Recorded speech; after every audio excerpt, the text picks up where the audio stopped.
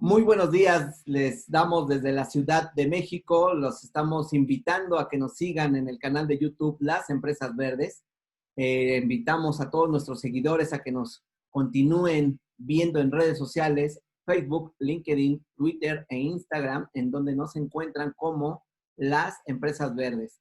Los invitamos a suscribirse al canal, a marcar con una manita de me gusta, a dar un clic en la campanita para que conozcan la notificación cada que subimos un video nuevo, una nueva entrevista que tiene que ver, como ustedes lo saben, con tema de medio ambiente, sustentabilidad, negocios, innovación y todo lo que tenga que ver con el desarrollo sustentable de la economía y de los negocios. El día de hoy, la verdad es que tenemos un invitado de gran lujo y estaremos hablando con él sobre la realidad actual de los negocios, cuáles han sido los impactos más fuertes que han sufrido, más allá del tema económico, evidentemente, cuáles son las tendencias de recuperación, es decir, qué y cómo deben de estar planeando las empresas y negocios para retomar el camino perdido en los últimos 120 días. Para hablar del tema, tenemos como invitado a Ítalo Pizzolante, que es socio fundador de la consultoría internacional en estrategia y comunicación empresarial Pizzolante. Ítalo es un experto consultor en temas de reputación y negocios responsables, gestión estratégica de riesgos, gobierno corporativo, compliance para empresas y family offices, tanto en Europa, Centro y Sudamérica. Ítalo, de verdad es un gran honor y un gran gusto tenerte con nosotros en el canal de Las Empresas Verdes, al cual te damos la bienvenida. Muchísimas gracias, Ismael. La verdad que estando aquí en Madrid, con la diferencia horaria y podernos conectar en esta nueva realidad que es la virtualidad, sin duda es parte de lo que va a ser la vida de aquí en adelante. Yo creo que lo que vamos a conversar es básicamente elementos para descifrar la nueva realidad. Porque en un evento tan inédito, donde no hay referencias, donde la gente aspira a que uno tenga respuestas para todo, pues lo que abunda son las preguntas. Las respuestas las estamos construyendo. Sí, claro, Ítalo, acabas de decir muy bien por dónde tendríamos que comenzar a descifrar o a deshojar la margarita para entender esta nueva realidad y este nuevo contexto global que estamos viviendo ahora. Sin duda, la palabra clave está en el simbolismo de empresas verdes que tú utilizas dentro de la identidad de tu emprendimiento. Para mí, la palabra clave es sostenibilidad. A ver, esa lucha entre lo económico y lo social, entre lo social y lo ambiental y lo económico, la salud y la economía. No hay buena salud si no hay una buena economía, no hay buena economía si no hay buena salud. En la práctica de lo que hablamos es de equilibrio. Yo creo que el elemento fundamental como punto de partida es que tiene que haber una armonización equitativa entre toda la expectativa social y todo el tema de la económico y la necesaria reactivación, porque son muchas más las complejidades que tenemos en el largo plazo si no atendemos a una inteligente, prudente, respetuosa, cuidadosa apertura económica, porque no podemos simplemente apagar la luz y veremos, sálvese quien pueda. Eso no es factible, por lo cual el tema tiene que ver con, en lo económico y lo ambiental, con un desarrollo viable, y en lo social y en lo ambiental con un desarrollo vivible. En la práctica de lo que hablamos de lo equitativo, lo visible y lo vivible es desarrollo sostenible. Ese es el punto de partida y eso se conecta con la dinámica de las reflexiones que tú nos has acostumbrado desde hace ya bastante tiempo que te conozco, Ismael, en este tema que yo llamaría casi evangelizador, ¿no? O sea, de crear conversaciones que agreguen valor para tomar decisiones correctas. Yo creo que el foco ahorita está en la continuidad del negocio. Eso influye en la planeación, en la recuperación, en la manera de gestionar, en cómo voy a hacer los cuidados de la operación que está en desarrollo, cómo voy a manejar la agenda de riesgos que crece en momentos, coyunturas como esta, la resiliencia necesaria para reactivarse y sin duda en procesos. Entonces, toda esta mezcla es fundamentalmente las grandes discusiones que se están dando ahorita en el mundo y que sin ninguna duda deben ser atendidas. ¿Por qué? y cierro esta primera reacción a tu pregunta. Si tú analizas el evento más importante del mundo gerencial es el encuentro de Davos, Suiza, que fue en el mes de enero, principios de febrero. En ese encuentro que todavía subestimábamos el tema de la pandemia y veíamos como muy lejano el problema que estaba en Asia, y estando en Suiza, 5.000 empresarios, líderes de empresas, se hablaba un poco de las decisiones que estaba tomando BlackRock, la banca de inversión más importante del mundo, en criterios que tenían que ver con lo ambiental, lo social y de gobierno de empresas. Tuvo BlackRock en el mes de marzo y presentarlo en abril que cambiar muchas de esas decisiones para centrarse en las empresas que se manejaban y cómo se manejaban en tiempos de pandemia. Así es, Ítalo, hay muchos temas que tú acabas de mencionar. Uno que me gustó y ahorita te pediría que abundáramos en este tema, que es la parte de equilibrio. Cómo conseguir equilibrio en un contexto, vamos a llamarlo, de caos, porque tú acabas de mencionar todos los factores que entran dentro de una organización para la toma de decisiones, para adaptarse y para poder hacer frente a una condición tan compleja como lo es la pandemia. Y por otro lado, lo que tú bien mencionabas es la transformación de la visión, si así lo podemos llamar, de las grandes inversiones, de los grandes equipos de inversión, los grandes bancos, los grandes jugadores del planeta, comenzar a observar proyectos y empresas que están más apegadas con el tema de un crecimiento sustentable. Te dejo esos dos temas, Ítalo, que sé que los vas a desarrollar excelentemente bien.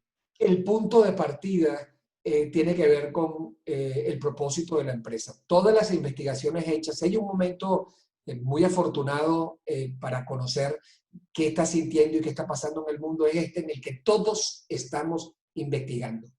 Las últimas investigaciones hablan de que las empresas que tienen firme propósito, ya lo habíamos hablado el año pasado cuando te visité en México, pero es que hoy por hoy el propósito ya no es el por qué lo hago, el why, al que se refería originalmente esa idea que ya carga varios años de discusión. No, ahora es el how, es cómo lo vas a hacer. Ya no te hablan de storytelling, ahora te habla de story doing. Es decir, eso tiene que ver con el elemento. ¿Cuál es el mecanismo, o mejor dicho, cuál es la condición sine qua non para encontrar ese equilibrio? El equilibrio mental. Uno de los grandes problemas que hemos vivido en estos meses es que estamos demasiado preocupados por la bioseguridad y muy poco ocupados de la psicoseguridad, es decir, de la salud mental. Es difícil tomar decisiones con equilibrio cuando es la emoción la que orienta, la que inspira, la que aconseja comportamientos. Y estos momentos de alto impacto emocional tienen una implicación brutal en todo lo que sucede en las empresas. Y ese elemento debemos analizarlo con muchísimo cuidado. Fíjate, en una investigación de Ipsos, hace apenas un mes, le preguntaban en general, incluyendo México, que siempre es tocado en estas investigaciones, ¿cómo te sentías en estos temas de confinamiento o de confinamiento a medios o de irresponsabilidad absoluta, cualquiera que fuera el estado? Y el primer elemento en un 38% fue, me siento un momento de ajustes. Bueno, me voy ajustando en el día a día con estas nuevas restricciones y viendo la situación.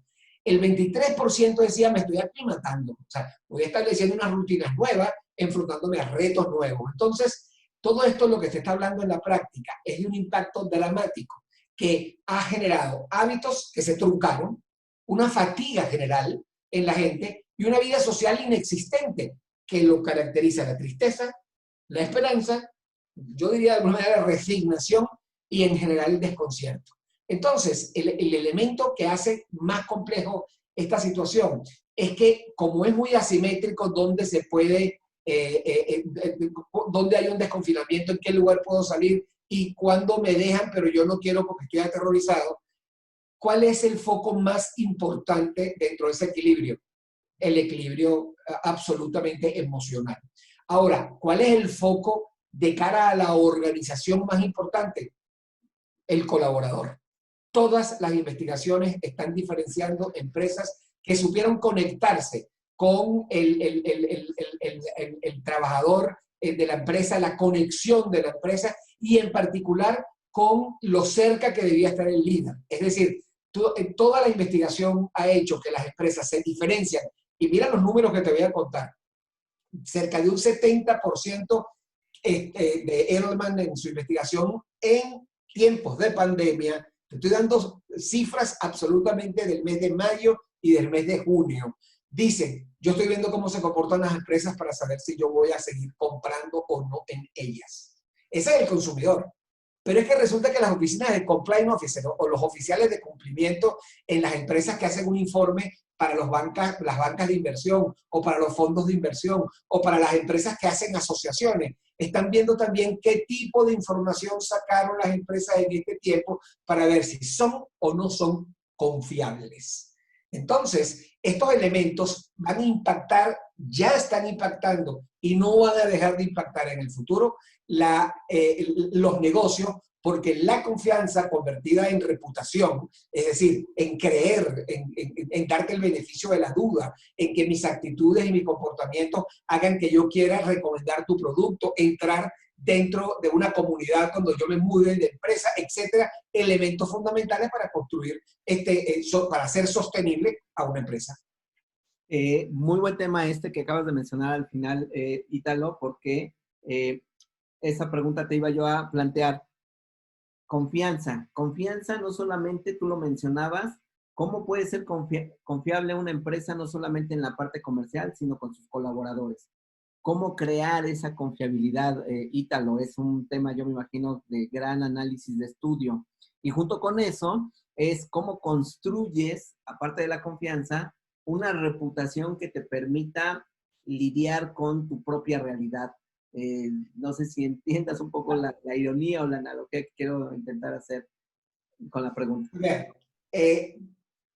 la forma de construir ambos, tanto reputación como confianza, que están totalmente concomitantes, están totalmente unidas, es escuchar a tus audiencias. Y esto se dice fácil, pero me has escuchado ya decirlo y me lo has leído de que nos sobra arrogancia y nos falta humildad.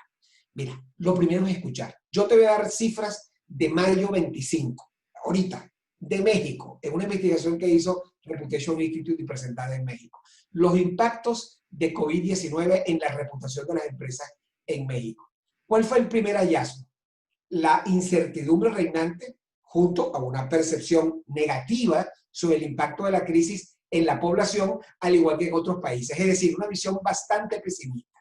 Entonces, el elemento fundamental que se le preguntó es, oye, ¿qué cosas o los hallazgos de esa investigación permitieron generar unas recomendaciones? ¿Qué es lo que tú me pides que comparta con tu audiencia? Bueno, el primer elemento era entender al colaborador, y esto es ya no la visión global mundial de Ipsos cuando lo hizo en la investigación que antes conté. Ahora te digo de ahorita y específicamente de México. El colaborador es el embajador de la marca y en las circunstancias actuales necesita un especial cuidado. Es decir, las empresas más preocupadas por sus empleados están consiguiendo el respeto, la confianza, la admiración que se construye en reputación. Porque reputación no es más que el comportamiento de tu día a día más la trayectoria, es cómo te comportas en el tiempo. Porque eso es lo que queda en el imaginario colectivo. El otro elemento es que nunca, como ahora, se ha hecho tan necesaria la actuación socialmente responsable, la solidaridad. Y en México esto es sustantivo, porque en México todavía no estamos viendo la luz en este túnel tan complejo en lo que en el caso específico de España está saliendo, entrando en rebrotes brutales, que ya tenemos más de 40 brotes en diferentes lugares de todo el continente, de toda España. El otro elemento es que las expectativas de la población sobre las empresas cada vez son mayores, es decir, como el Estado no me está resolviendo todo, estoy esperando que las empresas me resuelvan el punto. Entonces, allí hay que tener una comunicación muy propositiva y ojalá haya comenzado de buena antes de la crisis, porque este reconocimiento de una empresa que se ocupa tampoco puede sustituir ni resolver todos los problemas que tenemos. Entonces, eso es lo que hace en la práctica que sea muy complejo resolver esta etapa psicológica, como antes te decía, que va de la negación, del desconcierto, de la perplejidad, de todo, a la ira, la depresión y el culpable. ¿Quién tiene la culpa? Porque es que el problema del coronavirus es que tiene la culpa los chinos, por Dios. Sí, también están sufriendo de su tema. Entonces, la culpa la tienen, lo primero fue el gobierno, en todas las investigaciones que hicimos en Europa, que se hicieron en Italia y en España, el gobierno y tal. Las empresas empezaron a tomar valor, pero ojo, en lo que empieza a no tener la solución, la responsabilidad de la empresa o del jefe. Entonces, esto hace que los temas de responsabilidad social y empresarial, de actuación socialmente responsable sean muy importantes. Y los temas de filantropía son vitales. Es decir, no tengo el tiempo para generar todo un programa con filantropía, con impacto. No, no. Tengo que meterme la mano en el bolsillo y ayudar con lo que pueda y con lo que tenga. Ahora, cuidado con la fijación de los asistencialismos a los que nos estamos acostumbrando. Porque, y cierro esta reflexión a tu pregunta, es las demandas sociales insatisfechas las resuelve el mercado. Y no hay que ser neoliberal, como me escuchaste una vez decir esto, no hay que ser neoliberal, es que tener sentido común. Si alguien está esperando que pase algo y está buscando que eso se resuelva, alguien le va a dar una respuesta. Y ahí viene la gran amenaza de los tiempos por venir, mi querido amigo, tú que eres un hombre estudioso y además de mucho análisis prospectivo como investigador. Los populismos van a estar de boga, porque el asistencialismo ha venido y va a profundizar la deformación. Y ese populismo puede ser de izquierda o de derecha, de arriba o de abajo. No tiene color ni ideología, tiene oportunismo, no oportunidad. Entonces, los temas de formación, de educación, de creación, de generación de criterio, de lo que es verdaderamente sostenible y no lo que es un engaño. La comunicación como un elemento fundamental para crear estados de conciencia y que la conciencia sea la que orienta tus actuaciones es fundamental. Muy interesante lo que mencionas, Ítalo, porque hay varios temas. Por un lado, yo te iba a hacer la pregunta, efectivamente, la parte de la solidaridad por medio de programas filantrópicos, pero no deben de quedarse solamente en el asistencialismo, porque este es un reto para la empresa, sino que tiene que hacer esos programas sostenibles en el entendido de los intereses de la empresa, del negocio y del medio ambiente. Ojo, no estoy diciendo que tengan que asumir el lugar del gobierno, como tú ya lo mencionabas, pero por el otro lado, porque todo eso está jugando de manera paralela a la vez, todo lo que tú mencionas está jugando a la vez. Por el otro lado está el tema de toda esta paradoja, si es válido el término, en donde el pensamiento social es tan convulso que, como tú lo señalabas, los populismos ya no son solamente de un color, sino vienen de cualquier lugar de la sociedad. Tú lo mencionabas muy claramente, arriba, abajo, izquierda o derecha, pero yo creo que es un prisma y puede venir de cualquier vertiente de la sociedad. Y ese es uno de los retos más a los que nos estamos enfrentando como sociedad y como empresas para poder hacer una transición lo más amigablemente posible con la sociedad y con todos los que estamos aquí interactuando. Te quiero preguntar en ese sentido, Ítalo, ¿cuáles serían los retos de las empresas en función de poder mantener y hacer prevalecer los mercados como motores de desarrollo e integración social? ¿Y cuál sería el principal reto para mantener ese crecimiento o esos procesos dentro del equilibrio del cuidado ambiental?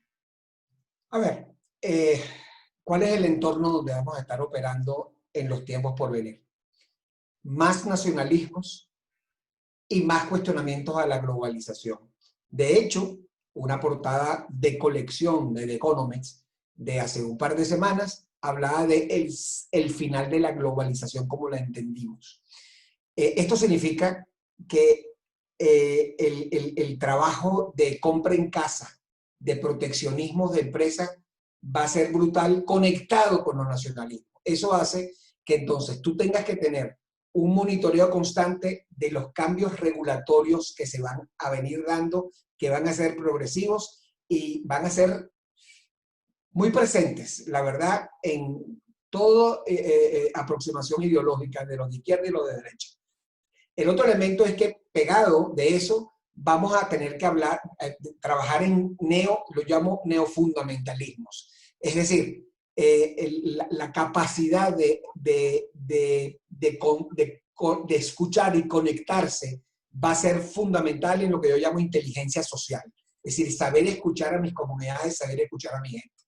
El otro elemento de contexto para responder a esta pregunta y veamos sobre qué estamos construyendo ese kit de sobrevivencia es la infoxicación y los fake news y los deep fake, que es una cosa mucho más sofisticada todavía, que es que pareciera que alguien está diciendo algo que nunca dijo porque pareciera, porque lo ves, pero no es verdad porque nunca lo dijo.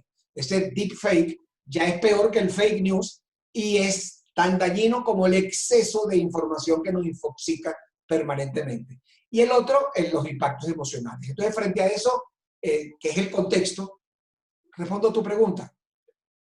A ver, de forma más sencilla. Tienes que responderte la primera pregunta de cómo quiero ser percibido durante este proceso y después de este proceso.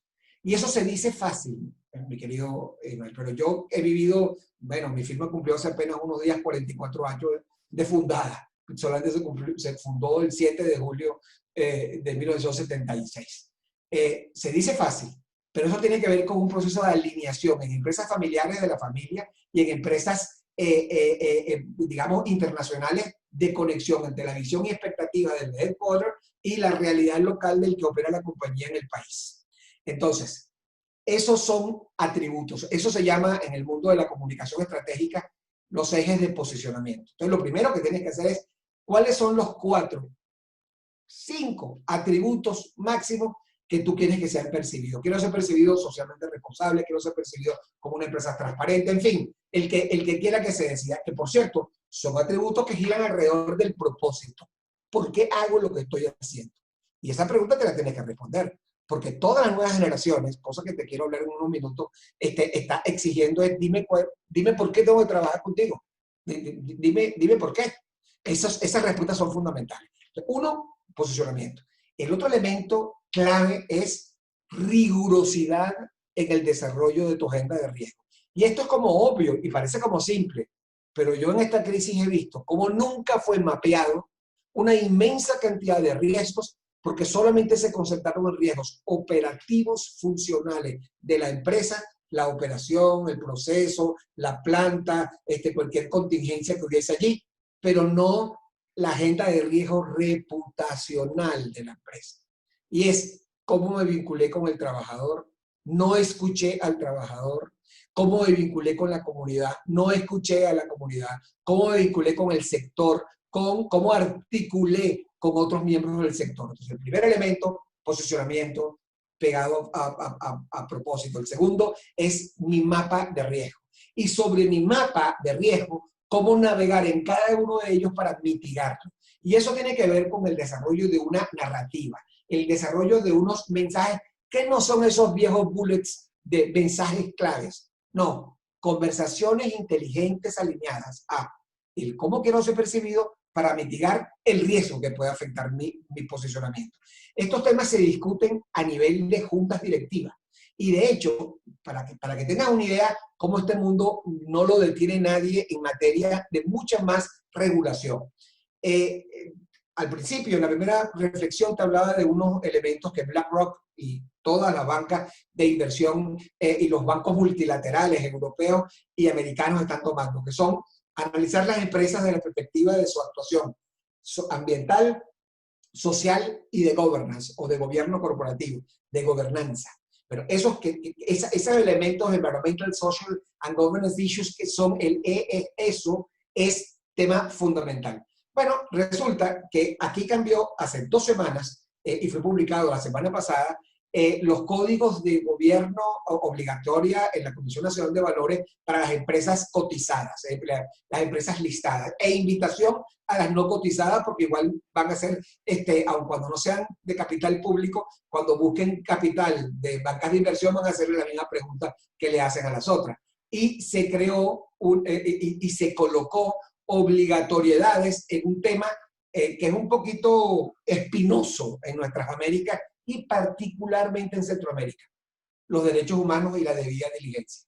Aquí se aprobó ya, y ya estaba en las legislaciones europeas, el tema de la debida diligencia de cómo te comportas en recursos humanos. ¿Por qué? Porque hoy, mi querido, todo lo que hace la empresa, todo lo que hace el ser humano entra en una dimensión desconocida, derechos humanos. Oye, ¿qué es eso? Ah, mano de obra infantil. No, no, no, no. ¿Cuáles son los procesos de cómo tú contrataste al empleado, cómo tú te comportaste en los temas de bioseguridad, si lo hiciste trabajar, si lo apoyaste en el teletrabajo, etcétera, etcétera, etcétera, elementos? Eso está vivo y va a ser cada vez mayor. Ahora, esto es amenazante para aquellas empresas que no se preparen. Es una oportunidad para aquellas empresas que lo entiendan. Ese es un punto muy interesante y te quería hacer una pregunta al respecto, Ítalo, porque efectivamente, como tú lo mencionabas al inicio de tu comentario, es un tema espinoso en los países latinoamericanos, desde México hasta la Patagonia y muy probablemente en algunas zonas y sectores de los mismos Estados Unidos. ¿Cómo va a poder lidiar o cómo tendrán que lidiar la cultura y las empresas mexicanas, latinoamericanas, para poder implementar un elemento como este de cultura de derechos humanos? Mi Ojo, querido, déjame adicionarle un tema más, porque en esta urgencia de revivir el negocio, lo que vas a querer buscar es generar ingresos. Es que los ingresos no van a poder ser sostenibles si no pasas por el tamiz, por el filtro de las implicaciones de poder lograr esos ingresos en materias como derechos humanos, en materias como impactos sociales a comunidades y sus familias, etcétera, etcétera. El tema de los migrantes, entre otros.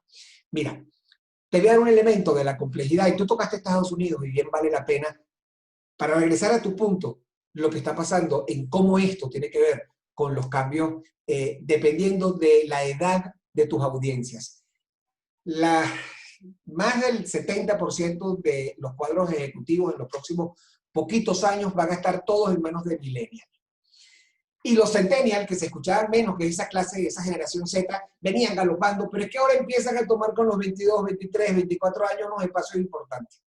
Una investigación en medio de la pandemia que se hizo en Estados Unidos dice que el 76% de la generación Z, de los centennials, se considera activista. Y verás por qué se conecta esto con la pregunta que tú me haces. Es decir, la mayoría dijo en esta investigación que en los próximos 10 años va a utilizar el activismo en línea, es decir, uso de redes, y fuera de la línea para luchar por problemas en los que cree. El 80% de esa generación Z dice que me voy a unir a organizaciones porque quiero luchar por los problemas que me interesan. El casi 80%, 79% dijo, yo quiero asistir a protestas, a manifestaciones. Y el 70% dijo, y yo lo voy a hacer por redes sociales. Y esta es la conclusión que yo saco relevante, que es transversal de los números que dije. Casi el 60% de los entrevistados centennial dijeron, me quiero involucrar en política. No estamos en la despolitización de la sociedad que está inconforme con lo político. Estamos en la reconstrucción de un nuevo entramado social, de un nuevo tejido de intereses que quieren ir a esa política. Y la pregunta es, ¿cómo van a ir? Vestidos de izquierda, vestidos de derecha, vestidos de rojo, de azul, de moreno, de oscuro, de claro, de grises. Porque si esto se une a lo que antes describí, los fundamentalismos o neofundamentalismos van a hacer ver gente que está vestida de casaca negra, al estilo nazi, o con los colores brutales, extremas de izquierda y extremas de derecha. A los que vivimos del centro, para el centro y por el centro, nos queda muy poco espacio. Entonces, este elemento que te estoy describiendo, mi querido amigo, y respondiendo a tu pregunta es, hay que tener conciencia de cuál es la realidad. El elemento más importante es entender que este tema de derechos humanos, del derecho que tiene la gente a afiliarse a un sindicato, pero también a la obligación que tiene la empresa de crear condiciones para que hayan otras personas que piensen distinto a esos que quieren hacer con esos objetivos anti-empresa, estar a favor de equilibrios, porque los extremos destruyen a la sociedad. Y en consecuencia, ¿cómo yo puedo de los extremos extraer conciencia para atraer a posiciones moderadas? No digo blandengues, digo moderadas. Eso es sostenibilidad. Posiciones de equilibrio. Esa era parte de la pregunta que te quería yo plantear, Ítalo, porque en este contexto de pensamientos y ideologías que se pueden radicalizar, la gran pregunta es cómo se insertan precisamente las empresas para poder captar finalmente esas audiencias que estarán radicalizadas en distintos modos de pensamiento, finalmente son consumidores. ¿Cómo te insertas con ellos para no perder equilibrios y mantener una línea de equilibrio dentro y reputacional que evite que tu empresa se vea, o tu firma o tu marca, se vea implicada en cualquier tema que no tenga que ver con tus intereses o para los intereses que fue creada la empresa? Lo que no se conoce no impacta la reputación. Lo que la empresa no dice, la gente no lo valora. Y lo que la empresa no dice de sí misma, en este mundo de terrorismo corporativo con los fake news, alguien se ocupa de decir lo que no es para sacar una ventaja puntual de participación de mercado o de afectación de un negocio. Porque la reputación es un conjunto de percepciones, de juicios, de sentimientos. Y hacer bien las cosas no siempre resulta en buena reputación. La vida no siempre es así de justa, mi querido amigo. Es decir, tienes que encontrar que esos stakeholders, esos públicos para los cuales la empresa es importante, conozcan las iniciativas de la empresa.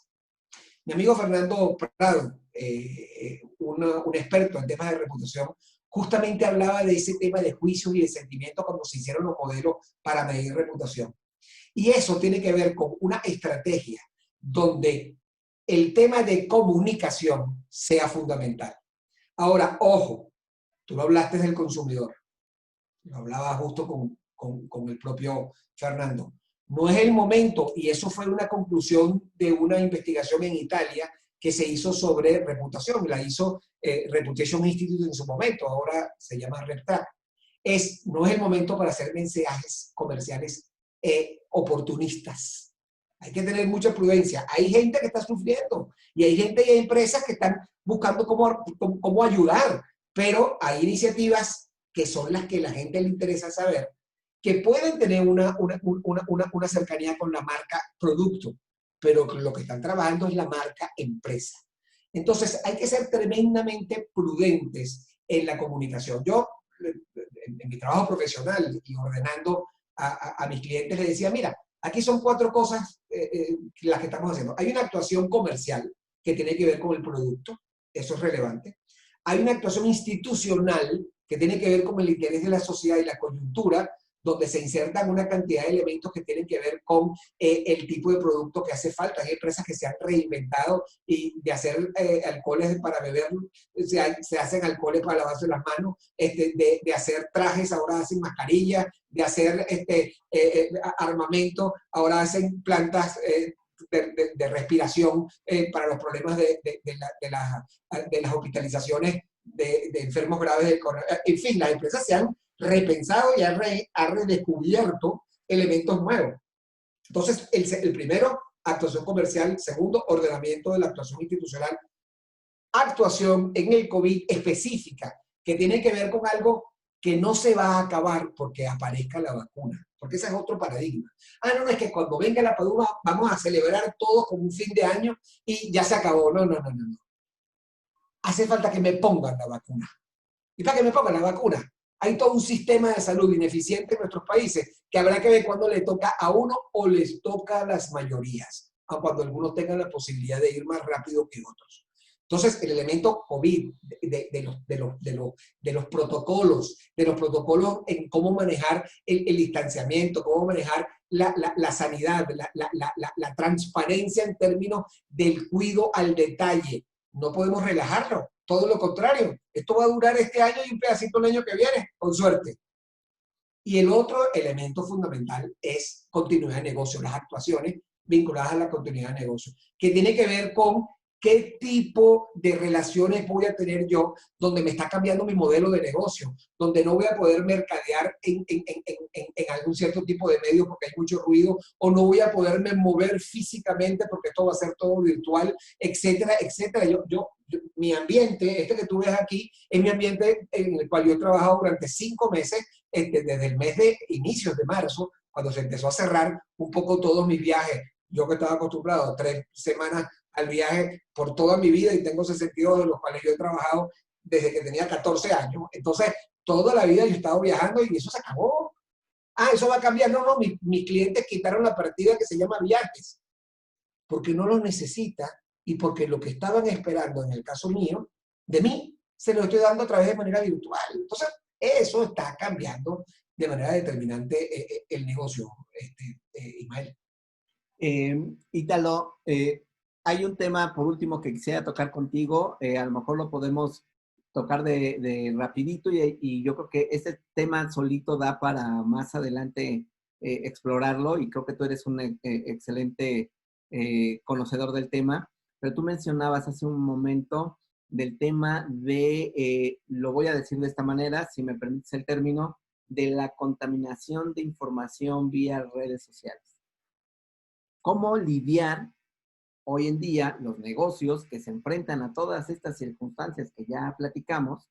Ya no solamente es una circunstancia económica, es una circunstancia económica, social, política, sanitaria, regulatoria, todos estos temas que ya mencionaste. ¿Cómo enfrentar ahora la oleada de la cantidad de información contaminante que pudiera finalmente terminar golpeando la imagen y la reputación de mi empresa? Lo primero es, obvio, comunicar. Si no dices lo que eres, alguien repite lo que no eres porque alguien lo dijo por ti. El otro elemento es decidir a quién le hablas. Y aquí este elemento va a requerir casi un programa, pero te lo voy a decir de la forma más sencilla que pueda y más corta. Las arrogancias de la empresa a veces llevan a: yo tengo que convencer a esa gente que me está cuestionando y esos son los que siempre hablan mal de mí. Y gastan innecesariamente la energía convenciendo o intentando convencer en el que nunca va a ser convencido. Peor aún, otros que dicen no, pero es que fíjate, mira la cantidad de followers que yo tengo, mírame qué maravilla la gente que habla de mí, y viven en el salón de los espejos, porque hablan en una comunidad que creen que es opinión pública y en realidad es opinión de estos públicos, que es cosa completamente distinta, que es lo que están de acuerdo contigo. Y aún equivocado van a decir que eres una maravilla, porque te quieren. Tú no le hablas ni a este, que es el amigo querido, ni a este, que es el cuestionador de esencia, que además está animado por elementos de carácter ideológico muchas veces, o de intereses comerciales de otro lado, o intereses políticos particulares, o intereses familiares, cualquier interés, pero eso no va a convencer. Ahí lo que hay que hablarle es a los que están aquí. La estadística que hemos hecho, y esto ya tiene tiempo y está bien documentado, es que más o menos el peso relativo de estas audiencias son 20% están contigo, no matter what, 20% está contra ti, no matter what, y el que está en la mitad, 60%, está viendo por un lado y está viendo por el otro lado. Tú le tienes que hablar a ellos. Eso se llama aquellos que tienen el beneficio de la duda. Tu reto es, en el mejor de los escenarios, que sean neutros, es decir, que no retuiteen, que no reescriban en el Facebook, que no suban un videíto de selfie, que no esa gente que no tiene que no tiene una postura, no porque no quiere tenerla, es porque no está seguro. Debes alimentarla de buenas historias que generen dudas de que, oye, qué raro eso que está diciendo tal de tal compañía o de tal persona. Oye, yo he escuchado otras cosas, eso está raro. Ese beneficio de la duda es el objetivo estratégico. Entonces, focalízate en la audiencia correcta, porque si no vas a perder el dinero y te vas a morir de mala salud mental de todas formas, porque no vas a mover la aguja. Aquí, en ese 60%, están tus oportunidades. 1, comunicación oportuna y suficiente. 2, estrategia conectada con cómo quiero ser percibido para generar. 3, ese mensaje orientado a una agenda de riesgo que define el mensaje que tú le pones en la audiencia, porque ya te anticipas a lo que pueden decir otros y ya tú pones qué es lo que haces y no aclaras qué es lo que no haces, que es básicamente lo que la gente normalmente hace. Y con estas condiciones, absolutamente de manera clara, Ismael, logras sobrevivir en un mundo que cada vez va a ser más fake news, deepfake y todos los fakers que se pongan en el camino. Pero ese es el mundo que nos tocó. Por cierto, a mí me parece hermoso el desafío y yo me lo disfruto generando estrategia. Sí, no, se nota y además te apasiona el tema. Como te lo comenté, Ítalo, solito este tema de la comunicación de parte de las empresas es un tiempo, una entrevista, me amerita una entrevista aparte. Nada más, no me quiero quedar con esta pregunta y a ver si me la puedes responder de manera muy sencilla.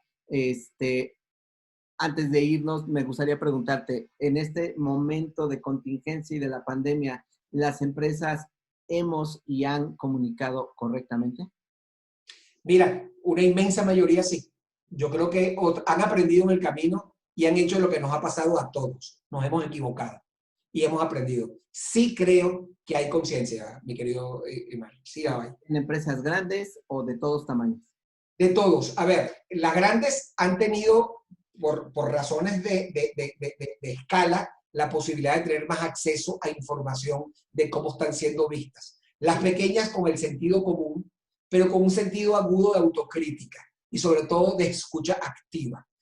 Sí lo he visto, en algunos países más que en otros. ¿Por qué? Porque ha estado condicionado a características sociopolíticas complejas. México. Que a mí me dijeran todos los días que es que no pasaba nada y que no pasa nada y no pasa nada, y en la empresa uno esté diciendo cuídate, cuídate, el empleado decía, oye, vale, pero este jefe mío sí es alarmista. Bueno, por Dios, hoy se dieron cuenta que no es alarmista, era prudente, así como se dieron cuenta que el mundo político fue imprudente.